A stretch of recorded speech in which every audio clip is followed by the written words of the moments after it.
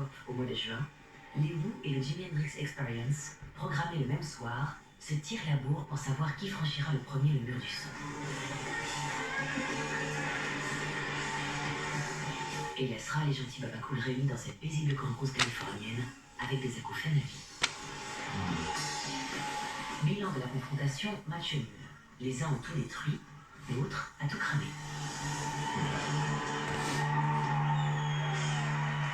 En studio, les Who sont beaucoup plus sages, un peu trop même.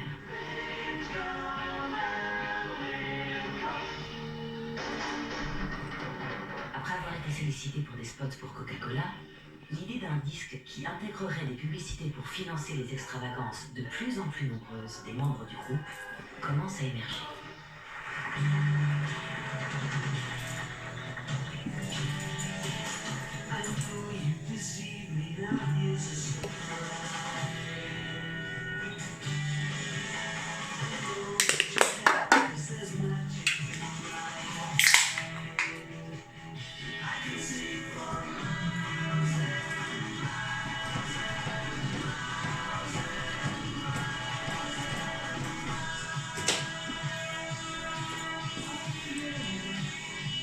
Bien sûr que nous, on voit à des kilomètres loin. Les Who sont des vendus. Les Who sont des vendus. Tu vas voir si on est des vendus. Tu vas voir si on est des vendus. On va vous démolir votre 2022 bien merdeux. On va vous le démolir. J'ai pas dit mon dernier mot. Le prochain concert que je fais, je vous l'annonce, c'est le 5 novembre avec le groupe Unbroken. Et comme le dit si bien le nom de notre groupe, Unbroken, imbrisable, qu'on ne peut pas casser. Oh non, on m'a pas encore cassé. Croyez-moi, on n'a pas cassé Pete Townshend des Who. On a réussi à casser Jim Morrison et Jimi Hendrix. Mais ni Renaud, ni moi, on nous a pas cassé, on est encore là, et on fait chier. Parce que comme diraient les paroles du Mistral Gagnant, te dire que les méchants, c'est pas nous. Non, les méchants, c'est pas nous. C'est pas Pete Townshend, c'est pas les Who, c'est pas tout ça. Ces gens sont des génies. Ils ont un talent pas possible. On vient les faire chier. On vient emmerder des gens comme les Who. But fuck out. Comme dirait Keith Richards. Get the fuck out.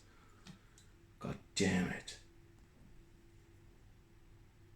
Loin, dans une conquête à la fois spirituelle et musicale.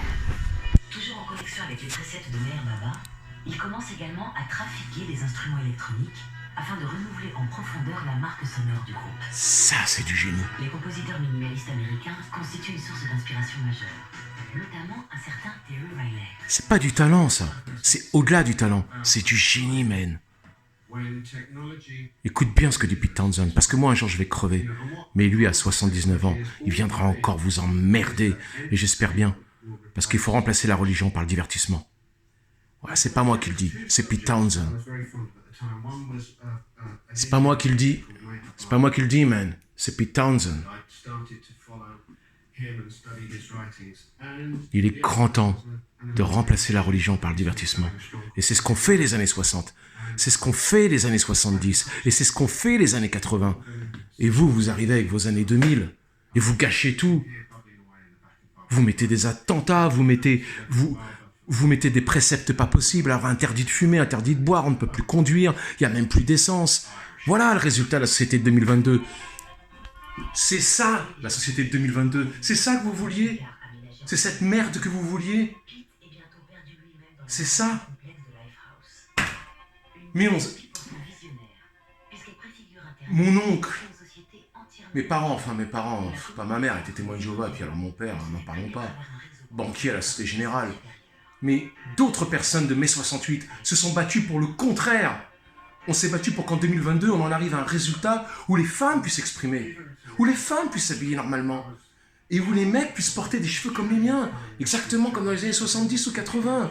Pourquoi vous venez chercher là? J'ai envie de dire, moi, je vis dans le 9-3. Je vis dans le 9-3. Pourquoi vous venez chercher la merde? Voilà, là, c'est... Voilà. Moi, mon père, il est tunisien. Pourquoi tu viens me chercher la merde? Pourquoi tu viens me chercher la merde avec mes cheveux? Je suis méditerranéen. Ça te pose un problème que je sois méditerranéen avec des cheveux pareils? Eh ben non, ça te pose pas de problème. Voilà, frère. On est équitable. Voilà, on est équitable, frère. On parle le même langage. Toi, t'es le reggae. Toi, t'es la funk. Moi, je suis le hard rock, heavy metal, pop music. Je suis Mike Brandt. Je suis Claude François. Il faut être tolérant. Tolérant. God damn it. Oui, je me suis retiré. Voilà. Comme dit Pete Townsend, à l'époque, je sentais quelque chose de mauvais à l'arrivée. Regardez-la bien, cette émission. Parce qu'il va vous en apprendre des choses.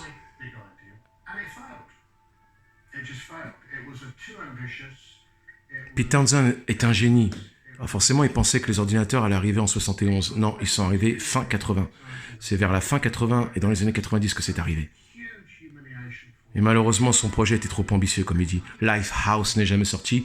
Mais ça a donné Who's Next? Everybody loves Who's Next. That's cool, Who's Next. That's cool. Ouais. Enfin, moi, tout ce que j'ai à dire, puisque je me suis retiré, tout ce que j'ai à dire, c'est que vous avez des génies comme Pete Townsend. Voilà, moi, je vis avec mes souvenirs. Vous voyez Ingrid Chauvin, Madame Ingrid Chauvin. Comédienne Ingrid Chauvin, qui est magnifique. Madame Nicolette Sheridan, que j'ai eu le privilège de connaître. C'était en 2013, toujours sur la Côte d'Azur, parce que la Côte d'Azur permet des rencontres, comme Angelina Jolie, comme Terry Hatcher, comme Nicolette Sheridan. Terry Hatcher, qui vient régulièrement à Londres, et qui vient régulièrement à Paris, et qui est de passage aussi sur la Côte d'Azur. Mais elle ne vous le dira pas, elle sera discrète.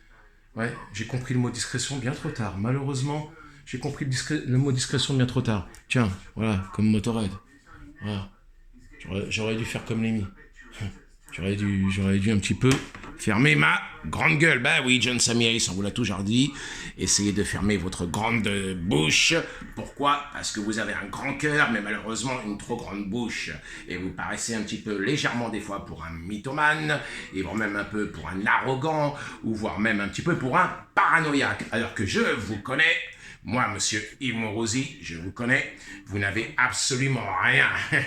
Vous n'avez absolument rien, monsieur John Lanny, d'un mythomane, ni d'un paranoïaque, ni d'un arrogant. Vous êtes juste un exubérant, comme je l'ai été sur le journal de 13 heures, avec la grande, la merveilleuse, la délicieuse, devrais-je dire, Marie-Laure Augry.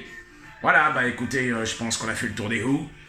C'est un très bon groupe. J'ai accueilli Motorhead, j'ai accueilli Iggy Pop, j'ai accueilli Klaus Kinski, j'ai accueilli tant de gens sur mon plateau de journal 13h, mais il est temps pour moi de vous dire adieu, ou plutôt au revoir. Je retombe dans mon outre-tombe, je vous laisse dans votre merde, 2022 bien merdeux, et je vous dis même pas 2023 sans largement déjà bien le caca. Alors démerdez-vous, après tout c'est vous qui avez choisi cette société, lorsque je vous ai proposé une société différente, vous avez préféré la privatisation, et là je vous le dis très sérieusement, voilà. Hein? Donc déjà je vous conseille cette émission des goûts sur Arte. Mais lorsque monsieur Sir Yves Mourouzi vous a proposé une société bien différente, lorsque Sir Yves Mourouzi vous a dit moi je vous propose quelque chose qui va être intéressant, c'est vous pouvez à la fois rencontrer Ceausescu, le colonel Kadhafi, puis vous pouvez aussi rencontrer Iggy Pop et puis Motorhead. Bon bah alors, on était libre en 1981, on était libre en 1975, on pouvait le faire. Et puis est arrivé, vous savez, celui que je nomme Patrick Lelay. Voilà, Patrick Lelay, dont, il faut bien le dire, je souhaite, ça rime avec dire, je souhaite le pire. Je lui souhaite le pire. Ce qui veut dire en décodé, le mot qui commence par M. Voilà, je lui souhaite la M. Voilà, je lui souhaite la M parce que ce type a détruit Yves Mourouzi. En plus, je pense que ça a détruit Véronique, son épouse, parce que Véronique Mourouzi, qui est quand même morte d'une méningite soudaine, si elle a eu autant de complications et autant de problèmes de santé à 31 ans, c'est parce qu'elle angoissait pour son mari. Elle avait vu que son mari n'avait plus de boulot, on l'avait malheureusement parqué au chômage. Au début, on l'a mis sur la radio RMC, puis alors après, on l'a mis au chômage. Je trouve que c'est inadmissible, tout le monde connaît le parcours d'Yves Mourouzi, je ne vais pas le refaire quand même. Alors, on vous a proposé une société différente, dans les années 60 grâce à John Lennon, principalement grâce à Sir John Lennon. Enfin, d'abord grâce à Bob Dylan. Parce que c'est Bob Dylan qui a commencé à lancer les choses en 1960. Bon, il y avait le mouvement Beat Generation hippie, c'est-à-dire, je pense bien évidemment à Jack Kerouac. C'est Jack Kerouac en 1955, je ne sais plus trop bien, ou 59. Alors, vous allez me pardonner, je ne me souviens plus de la date exacte du fameux livre de Jack Kerouac, On the Road, qui va... C'est toujours la littérature, parce que John Lennon avait lu toute une bibliothèque entière. Il disait, chez ma tante Mimi, il n'y avait que des livres, que des livres. Ça passait de Oscar Wilde à la Seconde Guerre mondiale. Et du coup, je me suis cultivé. Je n'ai pas besoin d'aller à l'école pour ça. L'école, comme ACDC, comme les Who, parce que Roger Daltrey déteste l'éducation nationale comme moi. C'est pas qu'on la déteste, c'est qu'on la hait. On ne peut pas la voir. On n'a pas besoin de ça. On sait qu'on peut avoir un métier, on peut travailler dur, on peut s'en sortir. Je le prouve chez Radio France, every day. Ogni giorni, comme dit mon pays d'origine. Ogni giorni, je le prouve que je travaille dur. Pas besoin. Je me suis arrêté en 3e de collège. Là-bas, là, à Jean Vigo, à Épinay-sur-Seine. Ceux qui ont fait Jean Vigo, le collège Jean Vigo, à Épinay-sur-Seine, 93 800. Épinay-sur-Seine, 93 800 départements. Seront de quel collège je parle? Le collège Jean Vigo, je le redis. Voilà, j'ai tendance à parler un petit peu vite, donc Jean Vigo. Je parle vite parce que ça me rend nerveux tout ça. Ça me rend nerveux de voir en 2022, ça rime, ça me rend nerveux en 2022 de voir comme l'état piteux, on continue, 2022 bien piteux, 2022 bien malheureux, 2022 bien merdeux. Alors la lecture, Roger Daltrey, John Lennon, Lemmy Kilminster de Motorhead, pas eu besoin de l'éducation nationale, ACDC non plus. Et effectivement, la haine qu'ont pu avoir ces gens-là contre l'éducation nationale, parce que tout simplement, ils n'en ont pas eu besoin. Et je le redis encore une fois, la culture, lire Jack Kerouac, On the Road. Bob Dylan, c'est ce qu'il a fait. Keith Richards n'est pas allé à l'école. Mick Jagger, c'est un vendu. J'aime Mick Jagger, mais c'est un vendu. Je l'aime, mais c'est mon plus grand modèle de travail. Avec Prince, Claude François, Johnny Hallyday, Jim Morrison, Iggy Pop, Mick Jagger est mon plus grand modèle de travail. Avec Prince et Mick Jagger. Et Claude François, bien évidemment, parce que sans Claude François, les Français, ils ne seraient pas dansés, ils ne seraient absolument rien en France. Mais j'aime Mick, mais c'est un vendu. Je suis désolé de le dire. Ah, Roger Daltrey qui parle du Brexit. Regarde. Non, mais qu'est-ce que la musique vient faire là-dedans? Mais arrêtez, vous nous faites chier. Avant cette putain d'Union Européenne, putain de zone que j'ai née. Ah non, c'est excellent. Ah, Roger Daltrey, 78 ans, toujours en train de se... Hein, on lâche pas l'affaire. Non, on la lâchera pas. J'ai pas dit mon dernier mot. Les Who non plus. Renaud non plus. Non, on n'a pas dit notre dernier mot. Voilà, par contre, le dernier mot, il va être celui-là, c'est que la lecture, c'est très important. Donc, Jack Kerouac, On the Road, qui va déterminer Bob Dylan, qui va déterminer John Lennon après en Angleterre. Et c'est de là que tout vient. On s'est battu pour tout ça. John Lennon s'est battu pour ce qu'on appelait le peace and love. Imagine power to the people. Woman is the nigger of the world. La femme est le nègre du monde. Ça n'a pas plu à l'époque. Pardon. En 1972, ça n'a pas plu que John Lennon dise dans son album Sometimes in New York City. Je le fais à la Mick Jagger. Sometimes in New York City. Ça n'a pas plu à l'époque que John Lennon écrive une chanson qui s'appelle Woman is the nigger of the world. La femme est le nègre du monde. Mais c'est pourtant une vérité. La femme est le nègre du monde, je suis désolé de le dire. Et John Lennon dit, alors c'est en 72 dans une interview avec Dick Cavett, l'anglais Dick Cavett, je crois qu'il est anglais Dick Cavett, le journaliste Dick Cavett en 1972. Il dit, voilà, j'ai une lettre du Premier ministre qui est noire. Alors c'était, je me souvenais plus quel Premier ministre c'était en 72, mais c'était un homme de couleur. Et cet homme, donc de couleur noire, parce que de couleur ça veut rien dire, blanc aussi c'est une couleur, hein. Encore une fois je tiens à le répéter, hein. Un homme de couleur ça veut rien dire, un noir. Et je dis noir parce qu'on ne dit pas un white, hein. Alors tant qu'on ne dira pas un white, moi je dirais pas un black, hein. Je ne vois pas pourquoi on dirait un black alors qu'on ne dit pas un white, on dit un blanc, alors je dis un noir. Voilà. Alors il faut arrêter, hein, comme dirait Madame Bardot, arrêter de me prêter des propos racistes. Le vrai racisme ne vient pas de là. Le vrai racisme vient de Charlie Hebdo, de ce qui s'est passé avec Charlie Hebdo. Ça, c'est du vrai racisme. C'est ça, le vrai racisme. Maintenant, je ne vais pas rentrer dans les détails. Vous savez très bien ce que je veux dire. Le vrai racisme, on le connaît. Il est très mal placé, le vrai racisme. Et c'est pas moi, fils de Tunisien d'origine italienne. Mon père est né en Tunisie de 3 générations d'origine italienne. Ma mère est italienne à 200%. C'est pas moi qu'on va taxer de racisme, hein. Ah, faut vraiment arrêter, hein. Faut vraiment arrêter avec le mot racisme quand on parle, hein. Vous avez vu mes cheveux, c'est des cheveux qui viennent directement de la Méditerranée. Bon, alors, hein, l'Afrique du Nord, c'est moi l'Afrique du Nord. Les gens du Nord ont dans le cœur le soleil qui n'ont pas dehors. Les gens du Nord se lèvent tôt car ils savent que de ça dépend de leur sort. Ouais, je n'arriverai jamais à retenir les paroles, mais c'était pas le sujet. Le sujet, ouais, ça me fout en colère parce que... Bon, John Lennon lit une lettre d'un ministre, je sais plus, un homme politique noir, et il dit, c'est lui qui prend la défense de John Lennon, il dit, il a raison d'employer le mot nègre. Pourquoi? Parce que nègre n'est pas une insulte. D'ailleurs, c'est Miles Davis. Miles Davis avait dit, mais arrêtez avec ça. I am a negro. I'm a negro. Parce qu'il disait le negro, c'est le negro spiritual. Le negro spiritual, ça s'est toujours dit en Amérique. Negro spiritual. Alors il ne faut pas confondre négro, parce qu'en France c'est une insulte. Mais ça c'est le problème des Français. C'est les Français qui sont responsables. Négro est une insulte en France, mais negro spiritual n'est pas une insulte. Il faut un petit peu arrêter. Honnêtement, il faut arrêter. Il y a le vrai racisme, on va le faire comme les inconnus. Il y a le vrai racisme et le faux racisme. Voilà, c'est tout. Tiens, ça c'est les Pink Floyd, ça. Alors là, j'ai même pas besoin de regarder. Alors, je suis pas un connaisseur. Je sais pas qui c'est ce mec, hein. J'ai même pas besoin de regarder, je vous dis déjà que c'est les Pink Floyd. Vous savez pourquoi? Bah ça, je suis sûr que c'est Syd Barrett d'ailleurs, j'en suis sûr. Et pourtant, j'y connais rien.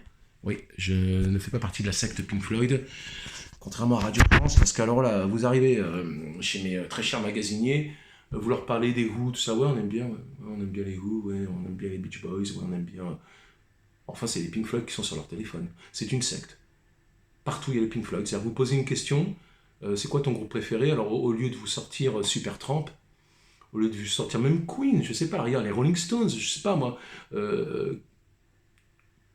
Cream, Eric Clapton, il y a tellement de groupes, Aerosmith, ils vont vous dire les Pink Floyd. Au lieu de vous dire Genesis. Pourquoi les Pink Floyd à chaque fois? Pourquoi pas Genesis? Peter Gabriel est 100 fois meilleur que les Pink Floyd. Bon, ça reste mon point de vue. Après, vous allez vous dire, ouais, commence pas à dire que Peter Gabriel est 100 fois meilleur que les Pink Floyd. C'est une question de goût. On le fait à la Johnny. Je pense, John Lennon, que tu t'égares un peu, je pense que c'est une question de goût. C'est une question de goût. On peut préférer Genesis, comme toi, tu préfères Genesis que les Pink Floyd. Mais bon, il faut laisser le goût aux autres, quoi. En fait, quand j'imite Johnny Hallyday, j'aime bien dire Hallyday, quand j'imite Johnny, je fais Laurent Gérard, j'imite Laurent Gérard qui imite Johnny. Voilà. Ça c'est pour mon ami Nico Waters. Bon, ensuite, qu'est-ce que je voulais vous dire? C'est que c'était tout. C'était que c'est le propre ministre noir qui a dit John Lennon a bien eu raison de dire que la femme était le nègre du monde parce qu'il fait réveiller les consciences. Et il y a un blanc qui s'est insurgé, mais tout ça, ça existe dans l'interview. Il y a un film, en plus en français, hein, avec donc traduit en français, c'est une émission sur John Lennon à New York. Voilà, le procès John Lennon, New York, parce qu'il faut savoir que New York ne voulait pas accorder la green card, la fameuse green card, la carte verte, qui est la carte de résident, parce qu'il avait eu une condamnation. Il avait une condamnation pour quelques malheureuses cigarettes de marijuana qui avaient été mises par le sergent Pilcher. Alors je vous explique un peu, je vous explique parce que je sais, je suis un puits inépuisable de connaissances. C'est ça que j'aime pas qu'on me prenne pour un abruti. Tous les gens qui me prennent pour un abruti, je déteste ça.